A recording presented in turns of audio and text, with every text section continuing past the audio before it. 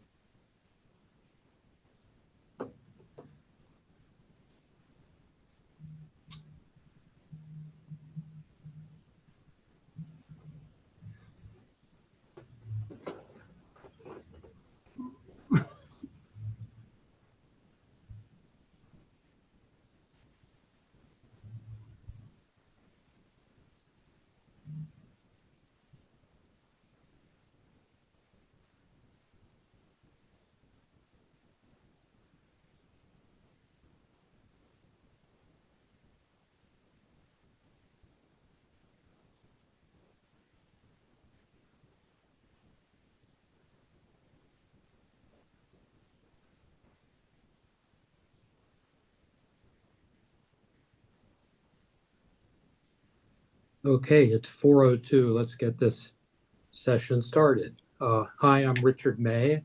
I'm a managing director of Baldwin Investment Management, LLC, RKM, a Baldwin Company here in Westchester, Pennsylvania. I'm joined today by a colleague, Gail Branson, who is going to host the event today, and of course, Peter Havens, the chairman of Baldwin Management, LLC, without which we would not be here today. Um, Today's subject is known unknowns, unnerving the markets. And this goes back to a quote from, among other people, Donald Rumsfeld back in the last century, talking about facts that pertain to subjects that they were studying. And he categorized things in three major categories: known knowns, which are basically facts; known unknown, which were things we know about, but we didn't know how they were going to turn out. And the third category that he identified was unknown unknowns, which is things we don't even know that we don't know, which is a little bit of an intuitive stretch, but I think it's relevant to the economy, it's relevant to the market, and we're going to try to address all three of these categories today. Just to give you a little tiny bit of background on Baldwin Management LLC, there are two parts of Baldwin. There's the Baldwin Investment Management, which is our investment management arm, and there's Baldwin Family Office, which does, among other things, taxes, accounting, and nonprofit management. This is being brought to you by Baldwin Investment Management. We plan some webinars also for the Baldwin Family Office, and you'll probably get notification of that in the future. But without further ado, let me introduce Gail, and Gail is going to be introducing the event, reading us the rules of the road, and setting the stage for our discussion. Gail? Thank you, Richard. As you all are aware, many of you, that we are still keeping the discussion very similar to as in the past, and our rules of the road will remain the same, but I'll just do a recap. So we ask if you can please keep your system on mute while the presentation is happening to minimize background noise. If you have any questions during the discussion, continue to stay on mute and use the raise your hand feature to put yourself in the queue. I will see your raised hand and stop the conversation to allow you to ask your questions. To raise your hand, click on the reactions or the react button at the bottom of your screen. Then select the raise hand option. I will call your name in order so you can ask your question. Once your question has been answered, please lower your hand by clicking on the reactions or the react button at the bottom of your screen. If you are joining us by phone and you have a question, dial *9 on your phone to put yourself in the queue. I will unmute you and instruct you to ask your question. After your question is answered, dial *9 again to remove yourself from the queue. If you prefer not to ask your question verbally, you can type it in the chat. Also, the chat feature at the bottom of the screen. I will read your question out loud, and Peter or Richard will respond accordingly. And that's pretty well much it that covers the rules of the road. For now, I will review them later on during the Q&A. Without further ado, I will pass the conversation back to Richard and Peter. Thank you, Gail. We've divided this presentation into three parts, and this is pretty roughly based on Peter's commentary that he wrote at the end of June, really looking at the upcoming third quarter, and there can be some references to that commentary. The first topic is a health check of the U.S. economy, and there are a number of slides that go with Peter's presentation there. We'll take a short intermission, not an intermission, but we will then set the stage for the second topic, which is the known unknowns. And we'll both be discussing some of the things like tariffs and the dollar, et cetera, and the effect on the economy and the market. And then the last part is pretty much my province. It's the unknown unknowns, things that we don't know that we don't know. So this gets into a little bit of science fiction, but basically it might have some pertinence to our investing. So Peter, can you start us off and give us a health check of the U.S. economy, where we stand now and what it looks like? Certainly, Richard. Thank you very much, and welcome everybody. So Gail, if we can, let's go to slide 1. And Can you see the slide? Not yet. Not yet. Okay. All right. Just bear with me for a quick moment.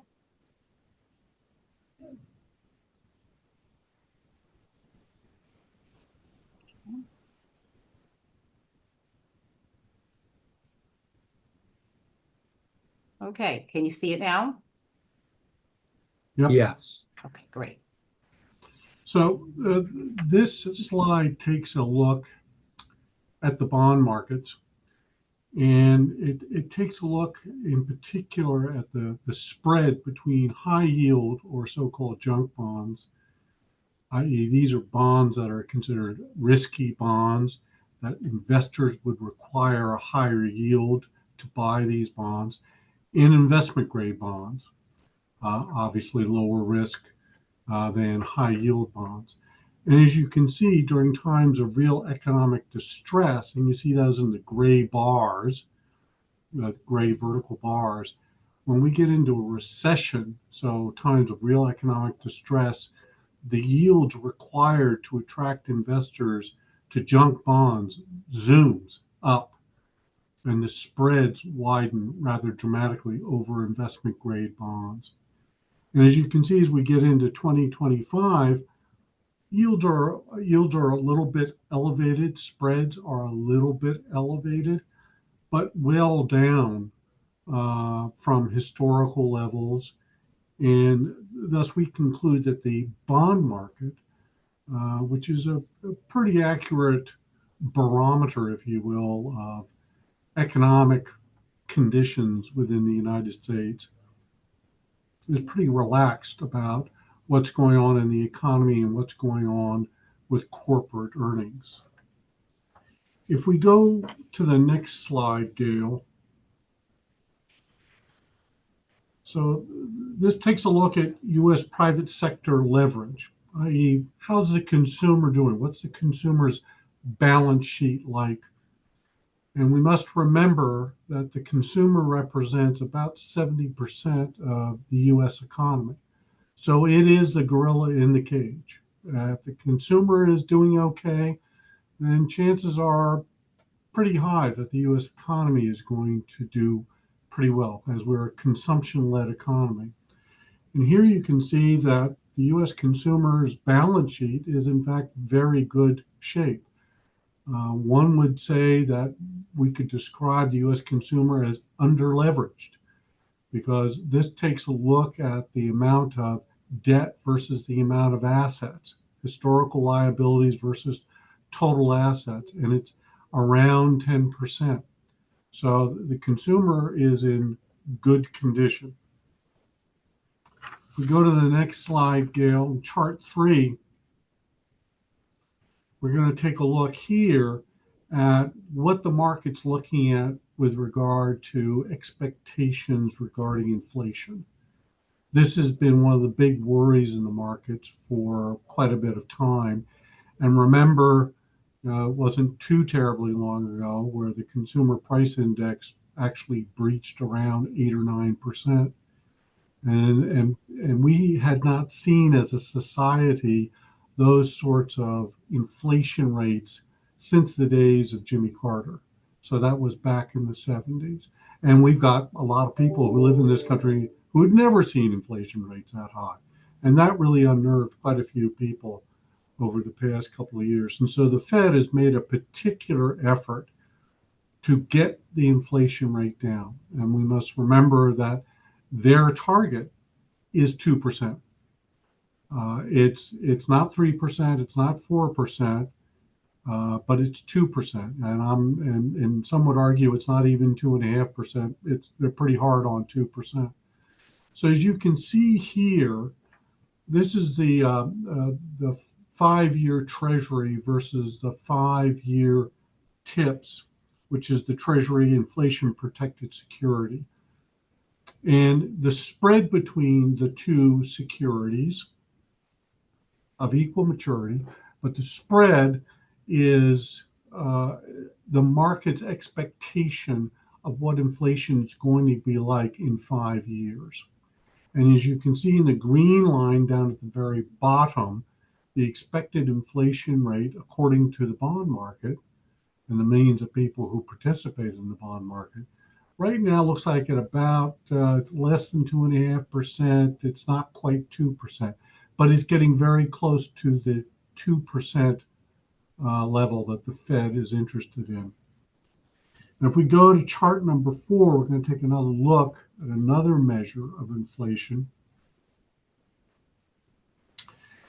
And this is the personal consumption deflator. This is the Fed's favorite inflation marker because this is more reflective, at least according to the Fed, more reflective of the expenditures that U.S. consumers are making today.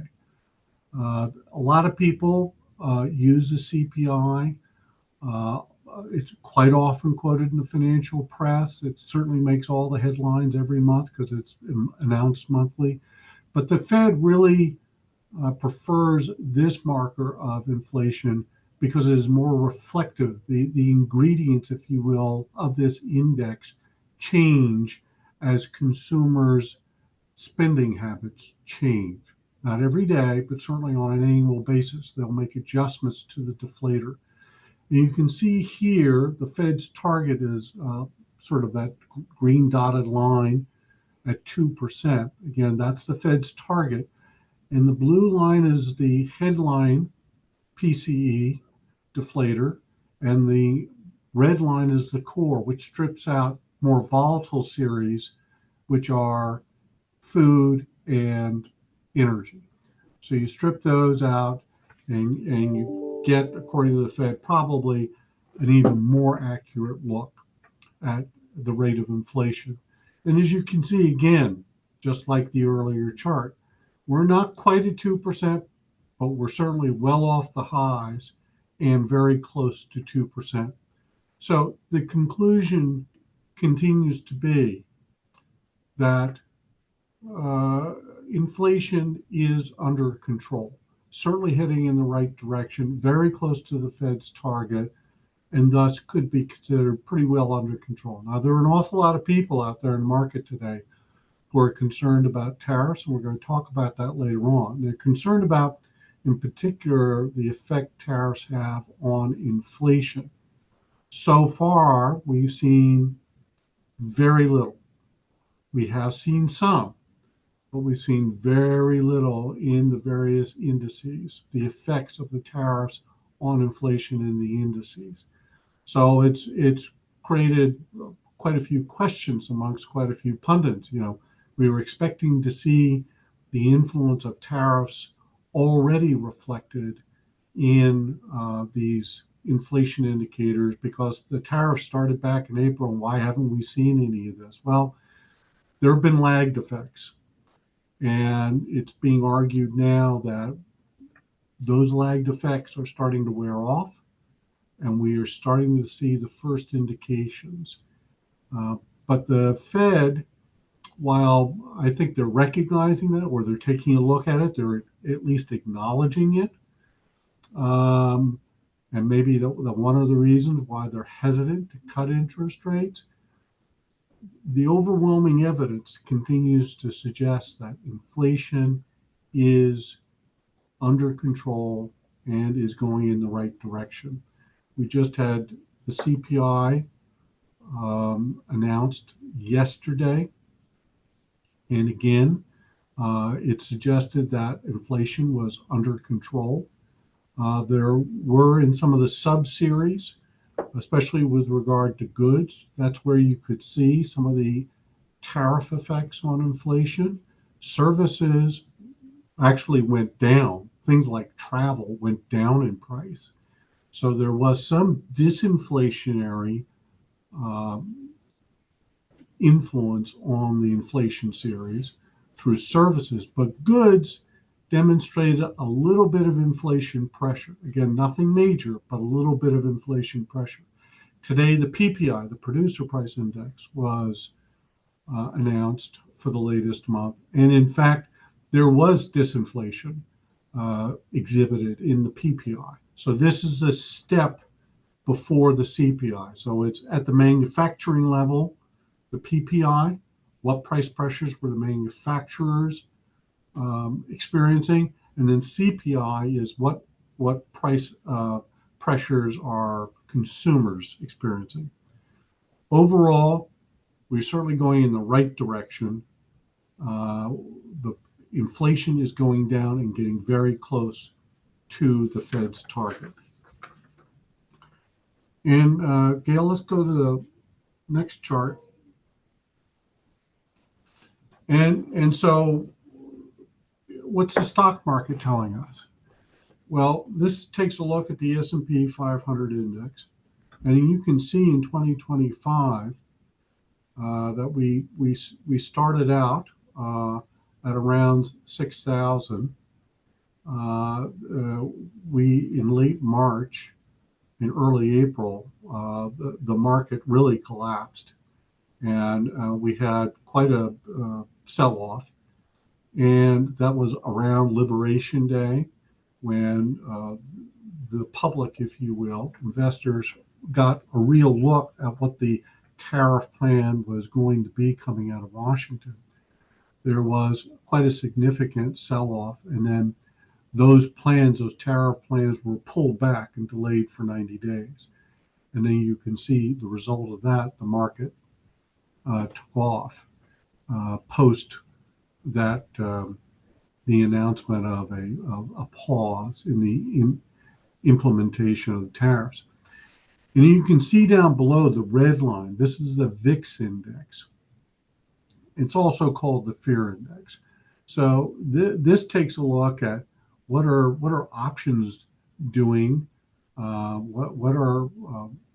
are some of the more volatile instruments in the markets trading, and it's a measure of fear, according to market pundits. And you can see that when the tariffs were announced, the VIX index spiked, and when investors are fearful, they sold off. And then you can see how the VIX index has collapsed as the stock market has turned around and gone in a very positive fashion. So the stock market is now saying, we believe, that I think investors are getting somewhat acclimated to the current environment of tariffs being announced and then unannounced and then delayed and then re-announced, and this rate on a Tuesday and that rate on a Wednesday and maybe no rate on a Thursday. Complete confusion. But if you get battered with a message for long enough, you start acclimating yourself to the message, and investors are becoming acclimated. And importantly, what they've seen so far is that corporate America has been able to pull enough levers that they've continued to report very strong sales, earnings, cash flows. This was true in the first quarter. The corporate America outperformed what Wall Street analysts thought they were going to do. And it's very early days. In fact, I would say it's early hours as far as reporting for the second quarter. But what we can tell you so far is that companies that have reported have beat the street estimates, and their outlooks for the year have continued to be affirmed. And this was true in the first quarter. Not only did corporate America beat the street earnings estimates and sales estimates, etc., but by and large, not everybody. Some companies pulled estimates for the rest of the year because they said, we just don't have a handle on what tariffs are going to be. We're too confused, and thus we're just pulling our estimates for the year. That was surprisingly to us fewer and far between than we thought it was going to be. We thought every corporate manager would take the liberty of pulling estimates for the year because, they were being provided with that opportunity because of the confusion coming out of Washington. But most maintained their estimates for the year. They also added a caveat. Well, we must remember there are tariffs, but right at the moment, we're maintaining our estimates for the year. And so that was a very pleasant surprise to investors, and thus you saw the markets rebound quite nicely. And since that time, interim reports from various corporations have continued to suggest that companies are coping. They're adjusting. They're managing. They're doing what you would expect them to do. We as shareholders are paying these people, these management teams, a lot of money to manage these assets well, and they're doing it. They're doing a good job of taking the environment that they've been given and managing around it. So that, Richard, is a very quick look at the economy as the markets are seeing it right now. And I'll turn it back to you. Yeah, I mean, a couple of observations on what you just said, Peter. It shows, number one, the resiliency of the American economy is it's had all sorts of things thrown at it. They use the old metaphor of is throwing railroad tracks in front of the locomotive, but it just keeps plowing forward. It's both the stock market seems to, I won't say taken it in stride, but certainly recovered from that setback in April. The bond market's held up, as you pointed out, with these spreads. It doesn't look like we're on the verge of,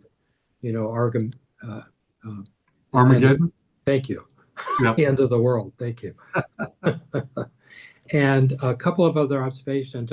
Before this call started, I was reading a piece from Kiplinger News, and they make a very strong point that a lot of businesses are using up their inventory. They're drawing down inventory, hoping that the different tariff negotiations are resolved before they have to start bringing new product in from overseas. I know a lot of the merchants that were planning to bring stuff in for Christmas have already stocked up, trying to beat the tariffs or be in front of them anyway.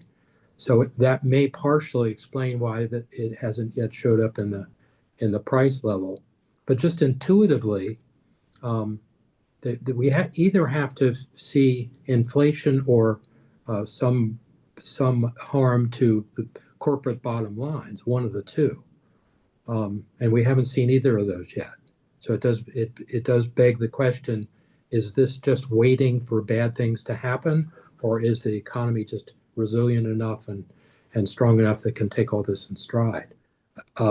Interesting, I read a piece from Mohammed El-Arian yesterday. You probably remember he was the head of PIMCO and ran Harvard's endowment for quite a while. And he's currently a president of one of the colleges at Cambridge, I think, and as well as, I think, chairman of a Alliance, which is now the owner of PIMCO. And he said, we are at a true inflection point right now. He just said this yesterday, that Donald Trump will either suffer a Jimmy Carter moment or a Ronald Reagan moment. And he thinks the odds are 50-50 whether we go down the path of a Jimmy Carter with a stagflationary environment or whether we go down the path of Ronald Reagan, which was definitely a preferred path to the Carter path. I don't know if that's the case or not, but I feel like a whole lot of people are holding their breath right now and to see what happens, because it's not as if this is over yet. Which brings us to the beginning of our second group of topics, which is the known unknowns. But before we get there, I don't know if there might be any questions that anybody has of the material that Peter just presented, or any questions relating to what we've discussed so far. If there aren't, there's one question that was posed by one of my colleagues here. And let me pose this, Peter, if you could take this. Does stable inflation so far, the data, align with the actual consumer reality? We just had a mayor of New York elected because of the quote unquote affordability crisis. And, obviously inflation is the rate of increase in prices, whereas affordability talks about the level of prices more than the rate of increase. But is there, when we use average cost of living, are we maybe somehow misrepresenting the plight of a class of individuals that might be more impacted by the level of prices? Yes, I would agree with that. Yes, because you're right to distinguish. What the Fed is focused on is the rate of inflation, the rate of change in pricing. They do not want to see pricing ramp up by 9% a year. The affordability issue is at a level of pricing. We were used to, for many years, a lower level of pricing. And COVID hit, and whatever you want to ascribe it all to, lots of spending went on, and the level of pricing took a step change up. And we're now at that new level, and that's made a lot of people uncomfortable. The Fed's job is not to necessarily reduce that affordability level. They're trying to control the change they're trying to control the rate of change.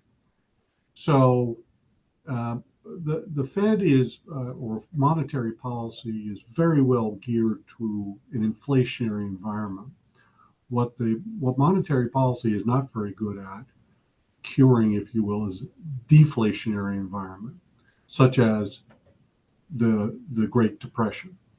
So yes, it's okay for a period of time to have some disinflation. That's a negative rate of change in pricing, but you don't want that to spiral out of control into actual deflation, which would lead to a depression. So yes, the new price level is uncomfortable for many people until incomes, I guess, catch up to it.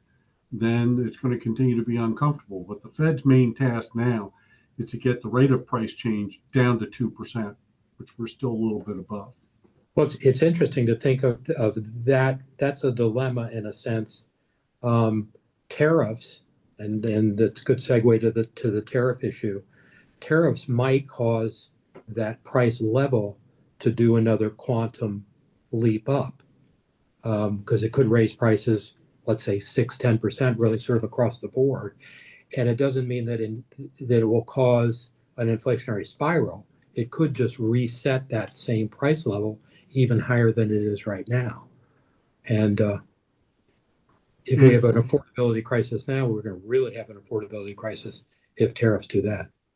Yeah, and that's making the assumption, and I saw the Treasury Secretary promote that idea, that tariffs would just institute another step change in affordability, but it would not be inflationary. You just have that one price change, and after that, there's no more price. I think that's a little bit too facile. I'm not sure that people don't take advantage of that step change in pricing to offer other pricing, and certainly it wouldn't be going down. So I rest in the not convinced camp on that. Well, So we've always sort of joked about the fact that on driving down to the shore, we can see the prices being changed in the gasoline stations on the way down because something's happened in the Middle East. It doesn't affect what the cost of the oil that's in their tanks, but obviously they're raising their prices to take advantage of the fact that the headlines are supportive of price increases. exactly, they've got publicity cover. So yeah, I think tariffs. I do not think they're going to be disinflationary. I don't think they're going to be deflationary. I think they're going to compound the affordability problem and could be inflationary. It depends on um, who's ultimately going to take the hit as far as the rise in price. The administration in Washington wants to suggest that it's the exporter that does it, true to an extent, but not 100%. It's the importer who will take it, true to an extent, but not 100%. And the consumer who's going to take part of it. True, not 100% probably, but they're going to take a piece of it too. So it's going to get spread throughout. I think that the tariffs also um, create two problems. First of all, it's going to raise the prices and probably have some negative long-term effect on our trade because effectively we're in a trade war right now. But secondly, the policy uncertainty is absolutely crippling government policy, corporate policy, individuals trying to plan retirement, et cetera, et cetera. And it's been described as policy volatility, not just price volatility or stock volatility, but policy volatility. And I think the slide that has the tariffs is a good illustration of that. Gail, can you put up the next slide?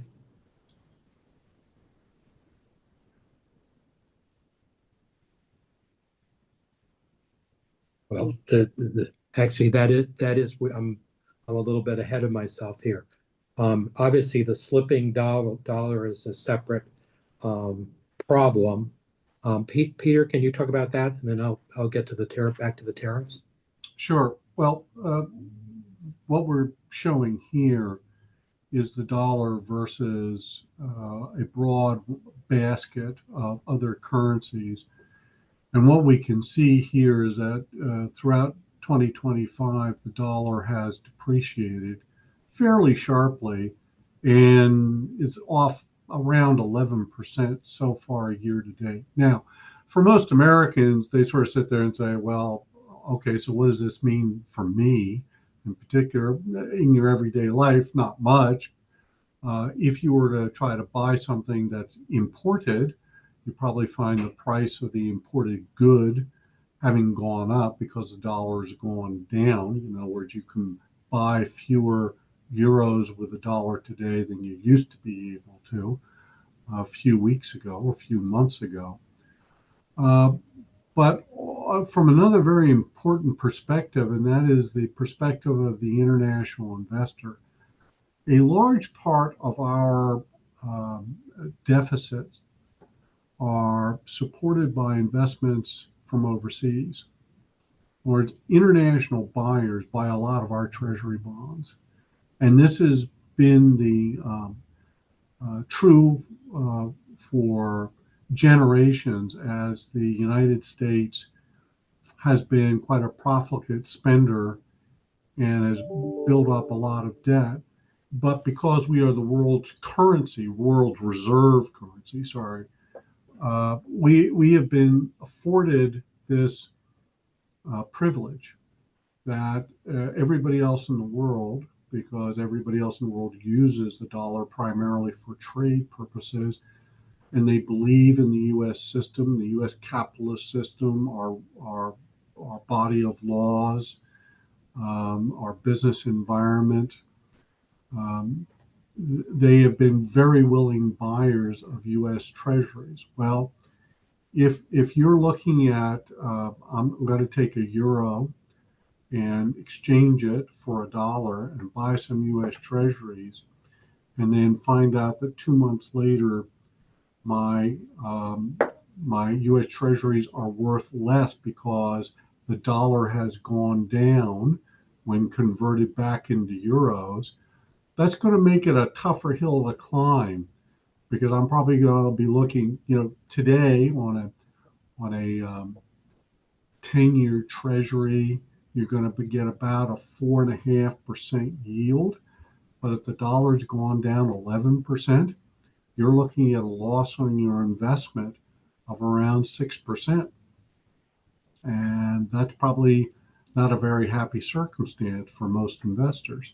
So for years, when the dollar was ascending, it was strong, the investment equation was pretty simple. I take my international currency, whatever it be, Japanese yen, South Korean won, euros. I take that money, I buy dollars. I know the dollar's only going to go up because that's all it's ever done. It's going to go up. So it went up. So I had a gain on the currency, plus I earned the coupon on the bond. And so I made a pretty handsome rate of return on some very safe investments like U.S. Treasuries. But if that equation has been damaged a bit, i.e., the risk has gone up, the equation doesn't solve as readily for a positive return because we're not sure that the currency, the U.S. dollar, is going to be as strong as it was. Well, then people are going to be hesitant to continue to fund our deficits. And so we've written a lot about this over the past couple of years, that the United States has been afforded a very real financial privilege because the U.S. dollar is the world's reserve currency. We've been allowed to behave as most other countries wouldn't be allowed to behave, i.e. to borrow too much money. We're not suggesting at all on this call that the U.S. dollar is going to lose its reserve currency status. We don't believe that because there's no other alternative, really. We don't believe that the dollar is going to just plummet to zero. That's not going to happen. The dollar has been low. As you can see on this chart, back in 21, the dollar was a little bit lower than it is today. But what we are very clearly suggesting is that perhaps some of the bloom has come off the rose, that if international investors have been too concentrated in the US dollar as a single asset and are going to reduce their concentration. They're not going to eliminate the dollar, but they're going to reduce their concentration in dollars as the currency in which they hold assets. And we think we're seeing this right now, and we're probably going to continue to see it as long as we continue to have this confusion in the policy world. Yeah, So I mean, it's interesting, Peter, because looking at the chart, if the average person looked at this chart, they might conclude this is just a normal fluctuation. It goes up, it stays flat for a while, it goes down, but this doesn't look alarming. What's changed now is, as you say, the uncertainty that's out there as far as U.S. policy, and the goodwill that we've had for since World War II has dissipated a little bit. Mm-hmm. And Yep. Whether it's the confidence in the dollar or as much as just the goodwill, clearly there's been a change. And I can certainly understand somebody saying that I think it's a crowded bet right now that the dollar will continue to decline over the course of certainly the remainder of this year, if not into 26 as well. And if we revisited this a year from now, we might have a much more alarming looking chart. It's been estimated, again, this is a Kiplinger statistic, but I think they got this from good sources, that 10 years from now, the US public will have to be holding approximately 20% more treasuries than they do now. In other words, because foreign buyers have either been more reluctant to buy treasuries or are decreasing the percentage of their reserves that are held in treasuries, the US public's going to have to step up. Whether they do is an interesting question. If they do, then rates can probably stay reasonable. If they don't step up, then rates are going to have to be higher, or there's going to have to be some sort of capital controls that encourages Americans to own US treasuries. Do you have any thought on the possibility of that, Peter? Any kind of capital controls that might sort of like war bonds were not mandatory, but they were certainly encouraged during World War II? No, I don't want to even think about that right at the moment.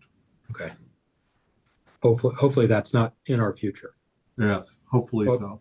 But we do have obviously a deficit problem, a total debt problem, and therefore we have a dollar problem. Mm-hmm. But let's see what happens here. Getting back to tariffs, I think now, Gail, if you go to the next slide, this was the slide I was expecting before the dollar decline. This is interesting. This was published in I think it was the Federal Register, and it shows what the tariffs as they were originally announced back in April and as they were reestablished recently for a myriad of countries, some of them relatively small, like Laos and Myanmar. But interestingly, the original, I can't see the top of this chart, but I think the green was That's July. Green was July, and Right. the gold was the April announcement. Right. So some of them are, I guess all of them are slightly lower, at least it looks like. A couple of the ones at the bottom are lower. But what they are is very, very similar to the rates that were announced in April. And so the concept of the tariff abatement or the tariff relaxation isn't really completely the case with all these countries. And, you know, it's interesting. Laos is an interesting example because it's so small. Some of us may remember in the Vietnam War, we actually dropped more ordnance on Laos during the Vietnam War than we dropped on all of Europe and Japan in the Second World War. And so, you know, amazing that countries have covered even to be able to be doing trade today. But now we're adding a little bit of punishment to, you know, these poor Laotians who are probably still struggling to try to get back from the hole that we dug from them before. Obviously, some of the tariffs that are established right now are still negotiating tools. We're hoping that the tariffs from Canada and Mexico end up at a minimal rate, as well as the EU. But clearly, the negotiations are not going as quickly and maybe not going as well as President Trump has hoped. Any thoughts on these generally, Peter? What I've been impressed with recently is, at least as I remember, when the whole negotiations started off, the goal was to get to zero tariffs on both sides. So we would have zero tariffs for somebody, and the EU would have zero tariffs for us, and it would be more free trade. And tariffs were being suggested as purely a bargaining chip, negotiating tactic. I don't think that's true any longer. I think now tariffs are going to be part of the mix. They're going to be I don't know if permanent, because, one administration comes, another administration goes. But for a period of time, they're going to be around. And I think that's part of the end game. And I think we're going to have these tariffs. And what's being talked about a lot recently is how much money the Treasury is pulling in on a monthly basis. And the administration is saying that, well, that we're pulling in all this money, and that's going to be used to offset other costs that we have in the government to help reduce the deficit, if you will. It's still not going to it's going to be meaningful in the sense that if I think a figure I saw today was that they were pulling in something like around 30 billion a month. So that's 360 billion a year. Maybe it'll get to 40 billion a month. So that may be 480 billion a year. So it's a meaningful number. But when you're talking about trillions of dollars as far as debt and deficits, I mean, we're running now not quite a $2 trillion deficit this year. You're still not covering the deficit that you're creating on an annual basis. Well, and we have the big beautiful bill that's probably going to add to the deficit if we believe the Congressional Budget Office. I think they're talking about three trillion added to the deficit over the next 10 years. So it's obviously not covering current deficits, and hopefully it will be helpful in covering some of the deficits that are created by the new tax legislation. Yeah. So, but this is what's impressed me recently, that we're no longer aiming to get to zero tariffs and completely free trade. It is now, no, we want tariffs. And in fact, I think it was announced yesterday, Indonesia, we got a deal done with Indonesia. We're going to be charging them 19% tariffs, but we're not going to be charged any tariffs going in there. So we can sell our products there tariff-free, but importers in our country who buy Indonesian products to sell on to U.S. consumers are going to have to pay a 19% tariff to import the goods. And the U.S. government's going to collect that money and use it. So it's a tax on, that's what a tariff is. It's a tax on U.S. consumption. Yeah, exactly. It's like a national sales tax almost. Mm-hmm. What's interesting, we just had a threat of a 50% tariff on Brazil. We actually run a surplus with Brazil right now, including Correct. services. But the tariff in that particular case wasn't designed to offset trade. It was try to get the Brazilian government to drop charges against the previous president for trying to overthrow the government. So I'm not sure where the economic effect of tariff ends and the political use of tariff begins. But obviously, we'll find out. We will. It takes us to the third category with about 10 minutes left in our hour of unknown unknowns. Before we start that, are there any questions on the tariffs, the declining dollar, anything that we talked from Peter's list of known unknowns? If not, I'll mention three, what I call unknown unknowns. And again, Donald Rumsfeld tells us that an unknown unknown is something we don't know, and we don't know that we don't know it. So figure that out, I'm not sure. But let me give you an example of something that could conceivably affect the market, even though I don't think there's any way you can invest to take this into account. We know that AI is going to have a tremendous effect on productivity. There are a lot of people that are saying there's a malevolent force embedded in AI that might eventually determine that our species is nothing more than a parasite on the computers of the world and decides to get rid of us. But the whole concept of AI and robotics, I think, is an unknown unknown, because we know it's here. We know it's going to have a big effect, but we really, aside from the productivity gain, which we hope is true, the long-term effect of AI, I think, still uncharted, and and certainly unknown. Peter, any comments on that? Well, I take a very positive outlook on it. I'm reluctant to think too long and hard at this juncture about the negative aspects.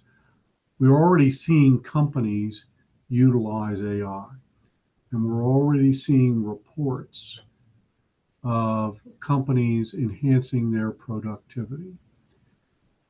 We are certainly seeing a lot of capital expenditure with regard to the institution of AI. What I mean by institution, I mean the starting of instituting it throughout our economy, embedding it in our economy.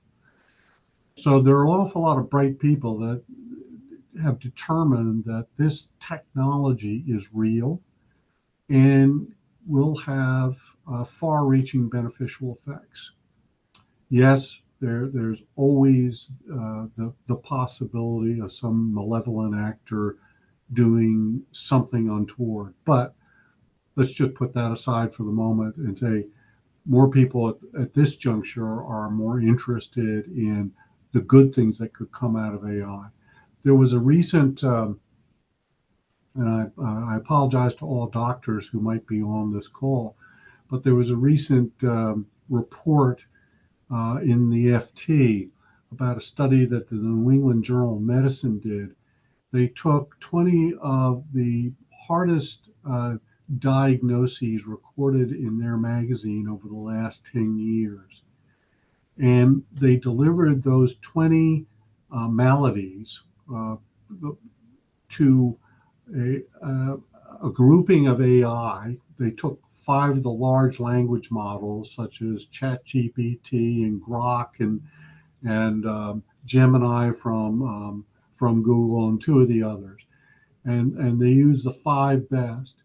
And they took those 20 maladies to some doctors, and they said, "Okay, now diagnose what's going on here. What's happening here?" AI got it right 85% of the time, and the doctors got it right 20% of the time. So that's just one example. Sounds pretty positive. Yeah. So there are going to be some very important and good things that come out of AI.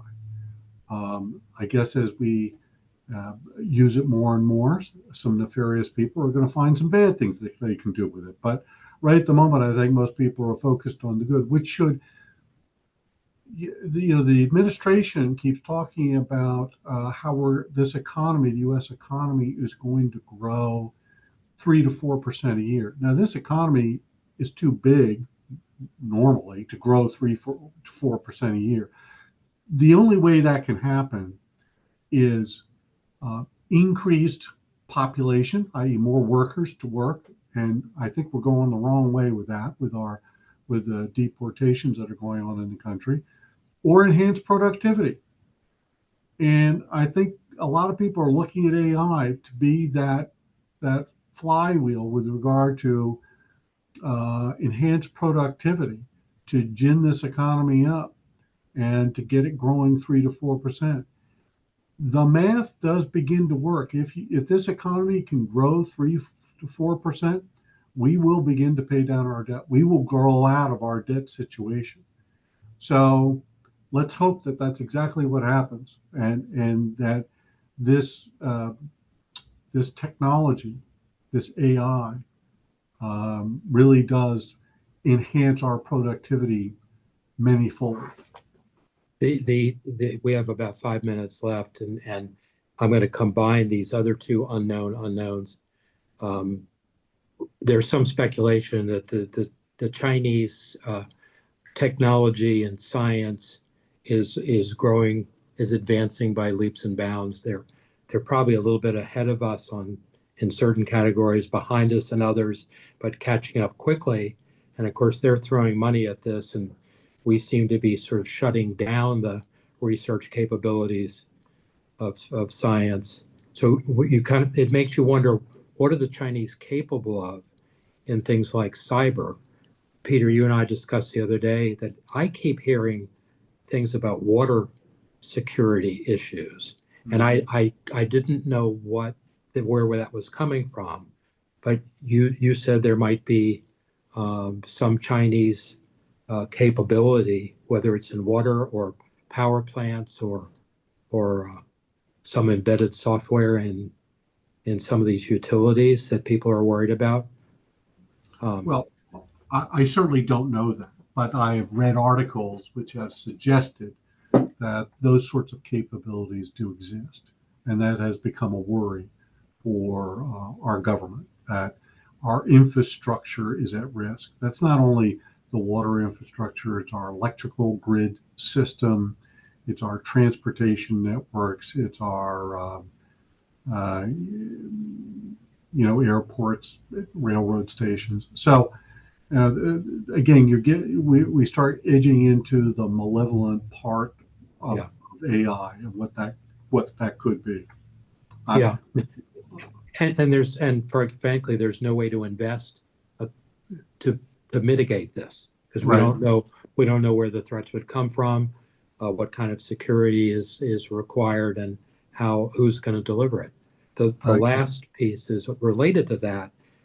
When you have North Korea and China and Russia and Iran and some nations that are not quite as sympathetic as they used to be, like South Africa and India and various other players, I think a lot of these governments would like to see American hegemony kind of decline over time. It's not just the dollar as reserve currency, but they don't want the U.S. calling the shots anymore. And I guess the question would be, is this an unknown that there's really either no reason to worry about, or even if you worry about it, there's nothing you can do about it? Well, I think that the cast of characters that you outlined there,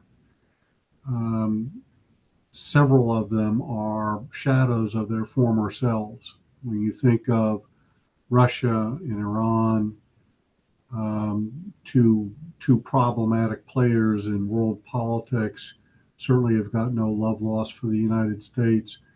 Iran has been recently, their military prowess has been shattered by Israel, and we certainly piled on. And in Russia, the Ukrainians have grabbed that bear by the nose and been beating it mercilessly now for almost 4 years.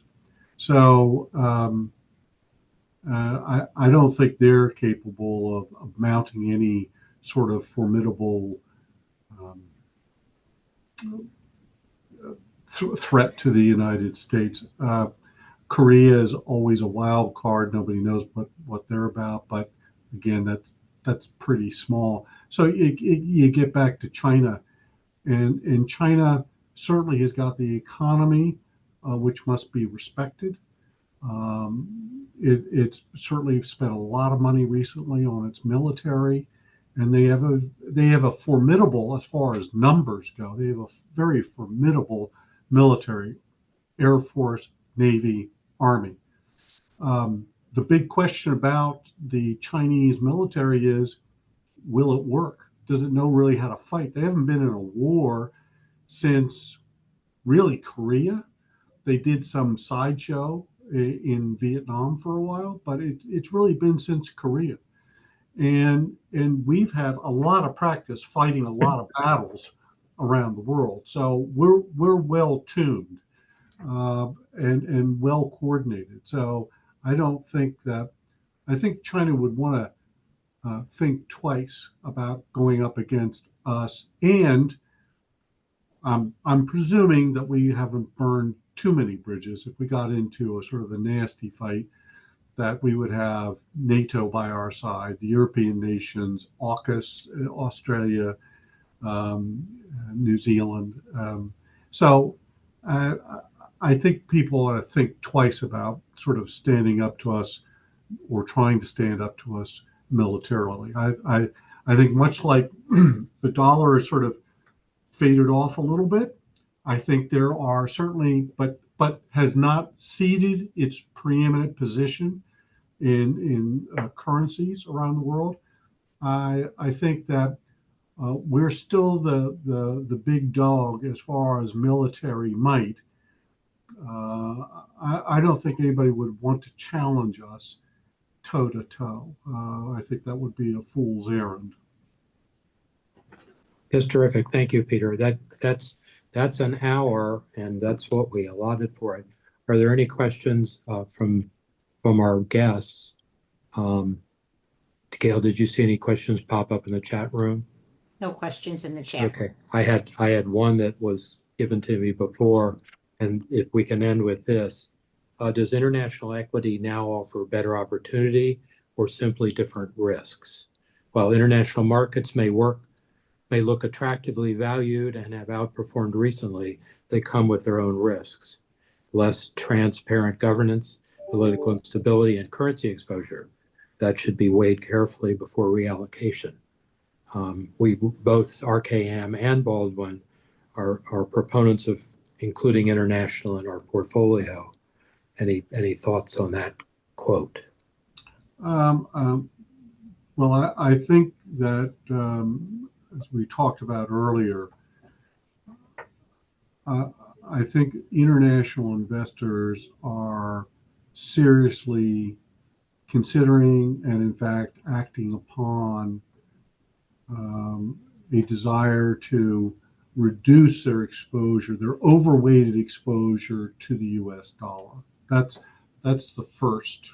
And so they're going to move more money back home or elsewhere, but just they're not giving up on the dollar, but they're reducing their exposure. In fact, there was BlackRock announced earnings, I think it was yesterday or it was today. And while the earnings exceeded expectations, the street was a little bit disappointed in their assets under management didn't go up as much as expected.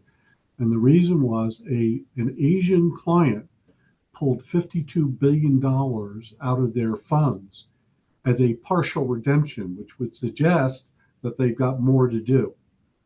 So again, this I think is just an example of, no, we're not giving up on the dollar, but we were at 90% the dollar, and we're not going to be 90% the dollar anymore. We're going to be 70% the dollar. We're going to take some off the top, and we're going to reallocate to other currencies, whether it be the yen or the euro or the yuan. But we're going to do something like that. And as far as so I do think there is more reason now to invest internationally. International markets typically do quite well when the dollar is weak. We've got a weak dollar. We think it's probably going to continue to be weak. And that's because, again, you're selling a weak currency and buying currencies that are going up. So you're going to get the currency play. And also a lot of markets overseas, as we've noted this over the past couple of years, quite a few times, they're trading decidedly cheap still, while to the U.S. markets. While there's been quite a rally over the last few months in various foreign markets, they're still trading cheap versus the U.S. market. So there is certainly an opportunity to gain on that. And there's some very fine managements overseas. Not all the best managements in all the industries that we can dream of are only U.S. managements. It could be the case that there are certain materials that are extant only in one location, Mongolia, for all I know. And it's you couldn't have an American company do that work because you can only do it in Mongolia. So there are instances of some very good international managements.